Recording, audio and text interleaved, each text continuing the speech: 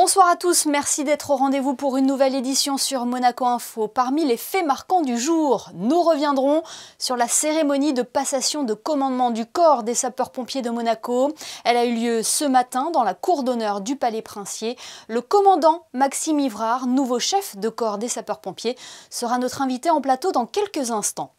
Paris 2024, c'est déjà dans 3 ans. Pour célébrer les Jeux Olympiques en France, le comité d'organisation a lancé la tournée des drapeaux olympiques et elle vient de faire étape à Cap-d'Aille. Première réussie pour le théâtre Princesse Grace, la pièce La Souricière d'Agatha Christie a lancé dignement la saison du TPG, nous y étions. Et puis nous vous en dirons plus sur l'expédition Thalas qui vient de prendre son départ depuis Monaco, une aventure familiale à la découverte des océans.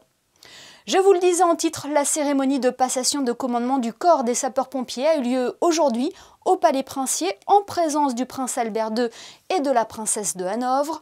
Plusieurs temps forts ont rythmé cette cérémonie sur lesquels revient Sandrine Nègre, image signée Alexandra Marangoni, Horatio Gagino et Sylvain Péroumal. La cérémonie est solennelle. Au cœur de la cour d'honneur, place tout d'abord aux honneurs militaires à l'étendard du prince et au prince Albert II lui-même. Le souverain qui préside cette passation de commandement du corps des sapeurs-pompiers effectue ensuite la revue des troupes avant la passation de commandement.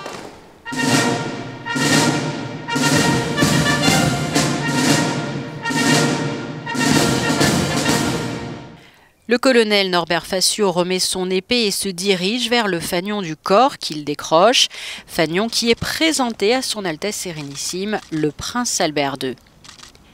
Le commandant Maxime Ivrard se positionne devant le souverain avant de saisir ce fanion.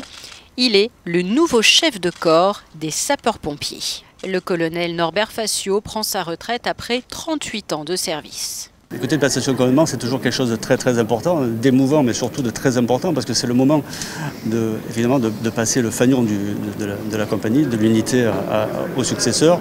C'est aussi la transmission des valeurs militaires et morales du corps des sapeurs-pompiers de Monaco, mais c'est aussi la passation de l'histoire. Des valeurs en lien direct avec la devise du corps des sapeurs-pompiers de Monaco, courage, dévouement et sacrifice. Et le nouveau chef de corps des sapeurs-pompiers de Monaco est avec nous en plateau. Bonsoir Maxime Ivrard. Bonsoir. Comment avez-vous vécu cette cérémonie au sein de la cour d'honneur du Palais Princier? J'imagine avec beaucoup de fierté et d'émotion. C'était beaucoup d'émotion, beaucoup de fierté de se retrouver dans ce lieu, je dirais, mythique qu'est la cour d'honneur du Palais, avec le prince, la princesse Caroline, toutes les autorités monégasques, ma famille, mes amis. Donc c'était un grand moment pour moi, c'était très solennel. Est-ce que l'on peut revenir sur votre carrière? Comment vous êtes arrivé jusqu'ici en principauté? Vous avez débuté dans la marine, c'est ça? Alors j'ai même débuté un petit peu avant dans le métier de sapeur-pompier, puisque mon papa était sapeur-pompier volontaire, donc moi j'ai intégré aussi à 16 ans le corps des sapeurs-pompiers. Et puis après, rapidement, j'ai su que ça allait être mon métier. Puis après mes 3 ans d'école d'ingénieur, je suis retourné faire mon service militaire, puisque c'était encore obligatoire à ce moment-là. Donc je suis retourné à Marseille et j'ai intégré le bataillon de marins-pompiers de Marseille. Et en gros, j'y ai fait une carrière de quasiment 20 ans. Vos différentes missions vous ont amené aussi sur le Charles de Gaulle. J'ai postulé pour effectivement partir sur le porte-avions pour découvrir une nouvelle aventure. Et on m'a confié la responsabilité du service sécurité du porte-avions Charles de Gaulle. Et j'ai servi 2 ans à bord de ce bâtiment. Et après, j'ai été affecté, alors là, une partie opérationnelle, une partie état-major. Et là, j'ai été affecté au ministère de l'Intérieur en France. Donc je suis parti à Paris, au sein de la Direction générale de la sécurité civile et de la gestion des crises. Où vous avez collaboré notamment sur les attentats de l'Hypercacher, de Charlie Hebdo. Effectivement, j'ai pu apprendre la gestion de crises de haute intensité je dirais, au niveau central d'un État. Alors qu'est-ce qui vous a amené ensuite à Monaco en 2015, c'est ça? Le chef de corps du moment, le colonel Varro, cherchait effectivement à renforcer son état-major. Donc il cherchait des profils un petit peu atypiques au sens de la polyvalence des missions et des compétences. J'ai sauté sur l'occasion et j'ai dit oui. Et puis après, il y a le processus de recrutement qui s'est mis en place. Et maintenant que vous êtes à la tête du corps des sapeurs-pompiers de Monaco, quels sont vos objectifs? Qu'est-ce que vous avez envie de développer? Alors les objectifs, je dirais, c'est de toujours garder le niveau d'excellence. Donc là, l'objectif, c'est de s'entraîner, de garder le niveau de performance élevé, de continuer à progresser. Et puis, je dirais, c'est le côté aussi transition numérique, puisqu'en fait, pour être bon, il faut qu'on intègre toutes ces nouvelles technologies. Elles nous servent à gagner du temps, des secondes, c'est pas grand-chose, mais c'est beaucoup au final. Elles nous servent aussi à fiabiliser le processus décisionnel dans l'envoi des camions. Ces nouvelles technologies nous servent aussi pour la sécurité de nos personnels. Et à la rigueur, je fais souvent une comparaison entre ce que j'ai connu sur le porte-avions et Monaco. En fait, Monaco, c'est un gros porte-avions, parce que tout est rassemblé dessus. Vous avez sur un tout petit territoire tout d'un grand pays. Et donc, il faut que ça cohabite tout ça. Quand vous avez un grand espace, vous pouvez séparer les risques, vous pouvez les éloigner pour éviter qu'il y en ait un qui interagisse sur l'autre. Là, non. Là, c'est tout dans une boîte, comme le porte-avions. Il y en a autant dans le sous-sol qu'on ne voit pas que sur la partie aérienne. Et tout doit cohabiter. Et pourquoi ça marche? Parce qu'il y a des règles. Eh bien, merci beaucoup d'avoir été notre invité aujourd'hui à l'occasion de cette prise de fonction officielle. Merci infiniment, Maxime Ivrard. Merci à vous.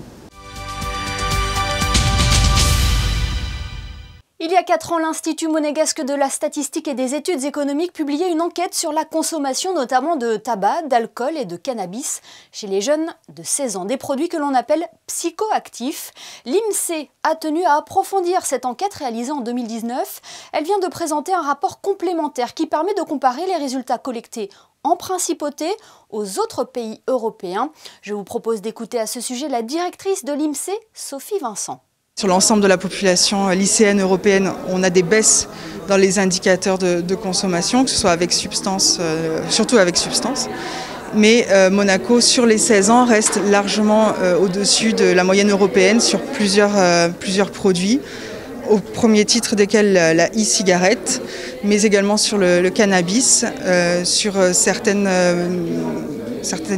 usages de l'alcool, et sur les paris sportifs d'argent. Le but de l'INSEE pour cette enquête et ses résultats, comme pour toutes les autres études menées par l'INSEE, c'est de pouvoir donner des éléments concrets et factuels, chiffrés, au pouvoir public et aux services concernés pour les aider dans leurs actions et dans la mise en place d'actions de prévention. Ce qu'il fallait également retenir de l'actualité aujourd'hui, c'est avec vous Yannick de Bever. Bonsoir Yannick. Après l'hommage rendu aux victimes le week-end dernier, la Principauté poursuit son engagement auprès des vallées sinistrées par la tempête Alex. Oui Émilie, bonsoir à toutes et à tous. Après l'aide directe apportée dans les jours qui ont suivi la catastrophe, le gouvernement princier décide aujourd'hui d'apporter un soutien financier important aux vallées sinistrées. 1 million d'euros seront débloqués pour la Roya, la Vésubie et la Tinée. C'est le résultat d'une convention signée entre le gouvernement et la Fondation du patrimoine qui œuvre pour la reconstruction des communes sinistrées. Yannick, vous nous proposez ce soir de découvrir le mini-pavillon Monaco qui propose une connexion avec celui de l'exposition universelle de Dubaï. Il est surnommé le petit frère du pavillon monégasque à l'exposition universelle de Dubaï. Sur le quai Albert Ier, ce mini-pavillon a été inauguré aujourd'hui en présence du prince souverain. L'objectif est d'immerger les monégasques à Dubaï, au cœur de l'expo universelle pour voir ce qui s'y passe. Ce voyage digital proposé grâce à la technologie de la réalité virtuelle sera disponible sur le port Hercule jusqu'en mars 2022. Et nous y reviendrons plus en détail dans notre édition de demain à l'occasion de son inauguration. Un dernier mot sur ce succès pour la pièce éditée à l'occasion des 10 ans de mariage du prince Albert II et de la princesse Charlène. Yannick. 15 000 pièces de 2 € ont été tirées par la monnaie de Paris et mises en vente ce mercredi par le musée des timbres et des monnaies de Monaco. En quelques heures seulement, toutes les pièces ont été vendues. Sur l'objet de collection sont gravés les portraits du prince souverain et de la princesse avec l'inscription « 2011 mariage princier 2021 ». Nul doute qu'après un tel succès, la valeur de la pièce vendue 120 € ne cessera d'augmenter année après année. Merci Yannick. Quelques mois après la clôture des Jeux Olympiques de Tokyo, les yeux sont déjà rivés sur la prochaine Olympiade qui se déroulera à Paris en 2024. Pour célébrer les Jeux en France, le comité d'organisation a lancé la tournée des drapeaux. Après la Mayenne, la Dordogne ou le Lot-et-Garonne, elle vient de faire étape dans les Alpes-Maritimes, à Cap d'Aille plus précisément. Charlotte Moreno et Alexandra Marangoni y étaient. Les drapeaux olympiques, paralympiques et Paris 2024 ont fait une entrée triomphale accueillis par les élèves du groupe scolaire André Malraux et par un grand nombre d'officiels de la région. C'est tout un symbole autour des valeurs de l'olympisme que deux champions, Fanny Horta et Samir Aïd Saïd, sont venus partager. C'est très important pour moi et ça me tient énormément à cœur d'échanger avec la jeune génération. C'est la valeur montante. La notion de partage est vraiment très importante et voilà, c'est bien pour eux d'avoir ces champions. C'était un petit peu ce qui nous tardait après qu'on ait été médaillés, c'est vraiment de pouvoir échanger, parce que c'est ça en fait le sport aussi, c'est de pouvoir vivre des émotions mais aussi les faire partager.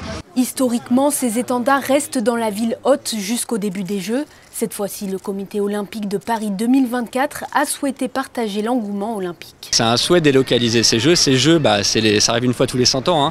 Donc on veut que ça soit les Jeux effectivement de toute la France et pas uniquement les Jeux de Paris. Et on parcourt toute la France, on a 40 dates et on est à peu près à la moitié de notre parcours aujourd'hui. Cap d'Aille, labellisé Terre de Jeux 2024, s'engage pour les prochains JO. La ville a également été retenue comme centre de préparation pour les Jeux dans la discipline basket 3-3. Le théâtre Princesse Grace était en fête pour le lancement de sa saison, et quoi de mieux qu'un succès de la reine du suspense pour bien démarrer cette rentrée sur les planches. La souricière d'Agatha Christie, adaptée par Ladislas Schola, a été présentée hier, pièce qui a connu un vif succès à Paris. Qu'en a-t-il été à Monaco? Alexandra Pagny et Sylvain Péroumal étaient dans la salle pour le constater. C'est un théâtre en fête qui attendait le public pour la première de la saison. Musiciens, scènes de crime, un photocall pour se plonger dans l'ambiance british des années 50 et des énigmes cachées sous certains sièges pour remporter des lots. Le public est immergé dans l'esprit de la campagne anglaise et semble bien se prêter au jeu de la souricière. Madame Barlow est partie de bonne heure. Je suppose qu'elle avait peur de la neige. Oh, mais quelle plaie, cette femme de ménage! Du coup, tu dois tout faire toute seule. Nous devons tout faire tout seuls. Ce huis clos se déroule dans la campagne anglaise en pleine tempête de neige, dans une pension de famille tout juste ouverte par les Ralston, qui accueille 5 pensionnaires. Un inspecteur vient alors leur annoncer qu'un assassin court dans la nature et qu'il se trouve parmi eux. Une pièce au destin hors du commun. La souricière a été écrite pour les 80 ans de la reine Mary et tient l'affiche à Londres depuis 1952 sans interruption. Écrite par la reine du crime Agatha Christie, aujourd'hui elle est considérée comme la plus mythique de son répertoire. L'ambiance, on peut dire qu'elle est plutôt british, qu'elle est plutôt dans les années 50, qu'elle est plutôt intime, à la maison, près du feu, en fait plutôt quelque chose de très réconfortant. Et au théâtre, s'il y a trop de réconfort, on s'ennuie, donc il faut qu'il y ait quelque chose qui vienne briser ce réconfort, et c'est ce qui va se passer. Comment allez-vous, Monsieur Rain? Vous savez, Madame Ralston, vous n'êtes pas du tout comme je vous imaginais. Oh.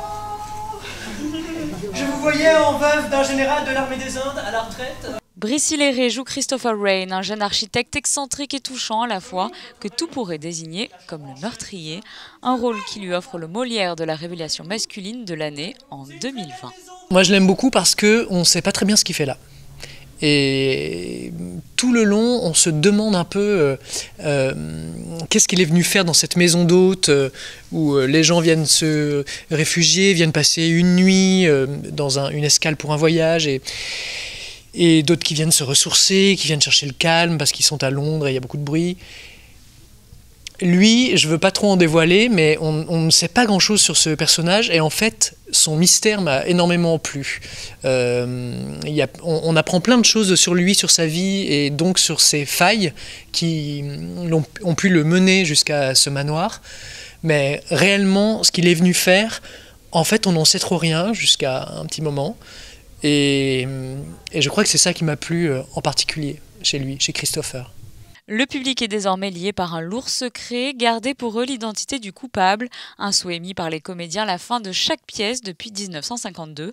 Les Anglais ont réussi à tenir cette promesse depuis 27 500 représentations, sûrement la clé du secret de cette longévité hors norme. Une saison qui débute donc avec un accueil chaleureux du public et qui ravit l'équipe du théâtre Princesse Grace. La récente suppression de la jauge dans les salles a été un soulagement pour les prochaines pièces annoncées. La programmation est d'ailleurs assez vaste, comme nous l'explique le directeur du théâtre, Françoise Gamerdinger. Le fil conducteur du théâtre Princesse Grace, bien évidemment, c'est toujours le texte. Et puis après, bien évidemment, la qualité des jeux des acteurs. Mais cette année, on a voulu que ce soit une véritable explosion dans la programmation et pour que le public puisse retrouver cette salle, retrouver le spectacle vivant. Il faut être à l'affût, il faut s'intéresser, il faut partager avec le monde du spectacle qui se situe surtout sur la scène parisienne. Et puis le persuader de venir pour jouer en principauté. Nous n'avons pas grande difficulté pour leur donner rendez-vous dans ce joli écrin. Et puis c'est surtout de vouloir faire découvrir au public que le spectacle vivant continue, que les auteurs continuent d'écrire pour le théâtre, et ça c'est très important. Et nous avons également cette année de jeunes metteurs en scène qui nous présenteront leur travail. Voilà pour ce premier rendez-vous de la saison au théâtre Princesse Grace, une saison qui compte pas moins de 30 dates. Restons dans le domaine de la culture, mais musicale cette fois-ci. Son passage à The Voice il y a 4 ans n'était pas passé inaperçu. Guitare sur les genoux, Will Barber s'était démarqué des autres candidats. Il fait d'ailleurs partie de l'édition All Stars cette année. Will Barber était au Grimaldi Forum pour les Thursday Live Sessions. Il s'est confié au micro de Fabien Bonilla sur son aventure sur TF1, mais pas seulement, écoutez. Ça a apporté beaucoup de choses. On se retrouve dans la rue, à jouer au chapeau, ou dans les petits bars, dans les petits restaurants comme ça, et on fait une émission comme ça, qui est The Voice. On passe un samedi, le dimanche c'est fini, quoi. Moi je suis parti, j'ai voyagé un peu partout sur la planète, j'ai rencontré les plus grands, j'ai fait les premières parties des artistes que jamais j'aurais pu imaginer. De Johnny Hallyday déjà, c'est quand même quelque chose, du Ben Harper, du Zucchero, du Kravitz. Des trucs complètement, on ne sait même pas ce qu'on fait là, quelque part. Et vous avez une belle histoire avec Roger Waters aussi par rapport à la reprise que vous avez fait dans The Voice. Oui, c'est ça. C'est quelque chose de fou de recevoir un mail de sa part pour me féliciter de ce titre-là qu'il a entendu un jour. Je ne sais pas où il a dû l'entendre, peut-être sur YouTube ou quelqu'un l'y a fait passer, ça je ne sais pas. 130 millions de vues quand même. Hein. Ouais, c'est ça. C'est peut-être pour ça. C'est fou ça quand même, cette histoire. Et sachez que cet entretien est extrait de l'émission Backstage, votre rendez-vous musical sur Monaco Info. Le numéro consacré à Will Barber sera diffusé le 30 octobre prochain. En attendant, vous pourrez retrouver l'artiste demain sur TF1 dans The Voice All Stars. On passe à ces rendez-vous à noter également dans vos agendas. Le premier, Yannick, c'est Gaspard Proust qui se produira à l'espace Léo Ferré la semaine prochaine. L'humoriste français a choisi Monaco parmi les dernières dates de sa tournée, interrompue par la crise sanitaire. Succès total pour son nouveau spectacle, le nom de son one-man show, puisque pendant 4 ans, il a joué à guichet fermé. Un humour très incisif que l'on pourrait qualifier de sombre, voire noir, mais surtout très brillant. Gaspard Proust se produira donc à l'espace Léo Ferré vendredi 15 octobre à 20h30 et des places sont encore disponibles. Autre événement, la grande braderie de la Croix-Rouge monégasque est de retour à Fontvieille. C'est un rendez-vous annuel très important en principauté, la grande braderie de la Croix-Rouge. Les vendredis 22 et samedi 23 octobre, la braderie caritative prendra place au sein de l'espace Fontvieille. L'événement est complètement gratuit et ne requiert pas de passe sanitaire. Chacun est donc libre de venir chiner des bonnes affaires. Et puis vous teniez à nous parler du concours international de bouquets, Yannick. Exactement, amateurs et professionnels concourront les samedis 16 et dimanche 17 septembre sur les terrasses du Casino de Monte-Carlo. C'est le 52e concours international de bouquets organisé par le Garden Club de Monaco. Le sujet de cette année sera l'art culinaire dans le monde. Les créateurs, répartis en plusieurs catégories, devront donc s'appuyer sur ce thème pour créer des bouquets originaux et significatifs. Parmi les catégories, vous pourrez trouver street food et fleurs, cuisine sous les tropiques, dîner de chasse aux chandelles ou encore les plats signatures des grands chefs. Ça donne envie. Merci Yannick, on vous retrouve dans quelques instants pour les prévisions météo. Mais intéressons-nous à cette belle aventure familiale. Un passionné des océans et sa femme, accompagnés de leurs 2 petites filles, viennent de prendre la mer pour une expédition d'une 40aine de jours. Christinda Thomel vous en dit plus sur leur périple dans ce reportage. Il aura fallu plus de 2 années pour mettre en place cette jolie initiative familiale, mais surtout cette expédition technique, scientifique et pédagogique. Une expédition qui va permettre à Thalas et son équipage de partir à la rencontre des héros de l'océan. En présence de nombreux officiels et amis de la famille, le départ s'est effectué ce matin du quai Antoine Ier, direction Bonifacio, mais en faisant escale dans de nombreux ports de la Méditerranée. L'objectif, c'est d'aller rencontrer 5 acteurs de la préservation ou de la connaissance de l'océan, de la Méditerranée, d'aller rencontrer 5 écoles d'ingénieurs partenaires et d'intervenir dans 5 écoles primaires pour sensibiliser les enfants d'une part à ce que nous allons découvrir pendant cette expédition et en même temps les inciter à nous suivre et à rejoindre le programme de Thalas sur plusieurs années. Mais on voudrait montrer les problèmes sous un angle un peu plus porteur d'espoir avec ceux qui y apportent des solutions. Au bout d'un périple de 45 jours, Thalas quittera la Corse pour mettre le cap sur Perpignan et rejoindre la Principauté. Avec cette première expédition, l'objectif de Thalas, mettre en avant les problématiques liées au monde marin et trouver des solutions. Après cette première étape, le catamaran mettra les voiles pour 6 mois pour explorer le reste de la Méditerranée, pour ensuite partir en 2023, sillonner les océans en parcourant le monde pendant 5 ans. Alors si vous souhaitez suivre les aventures de Thalas, une application gratuite est à télécharger sur vos smartphones. Son nom, Thalas tout simplement, ou alors en vous connectant sur les différents réseaux sociaux. Et nous suivrons l'arrivée de Thalas dans les eaux monégasques dans une 40aine de jours. Donc, avant de nous quitter, Yannick, pouvez-vous nous faire un point sur la météo de demain? Bien sûr, demain, bis repetita dans le ciel monégasque. Comme aujourd'hui, il fera nuageux tout au long de la journée. Les températures seront en légère baisse avec une minimale à 15 degrés le matin et une maximale qui ne dépassera pas 19 degrés. Le soleil se lèvera à 7h35 et se couchera à 19h pile. Et ce samedi 9 octobre, nous fêterons la Saint-Denis. Merci Yannick et merci à vous de nous être fidèles chaque soir sur Monaco Info. Je vous rappelle la principale information du jour, la passation de commandement du corps des sapeurs-pompiers qui a eu lieu ce matin au Palais Princier. Retrouvez d'ailleurs l'intégralité de cette cérémonie à l'issue de ce journal. Et comme le veut la tradition, on se quitte en images avec les derniers préparatifs du mini pavillon de Monaco, un lieu qui va nous permettre d'être en relation avec celui de l'exposition universelle de Dubaï. Il vient de prendre ses quartiers sur le port Hercule et sera ouvert à tous à partir de demain. Photo signée ce soir, Michael Alési. Une excellente soirée sur Monaco Info. Et à demain.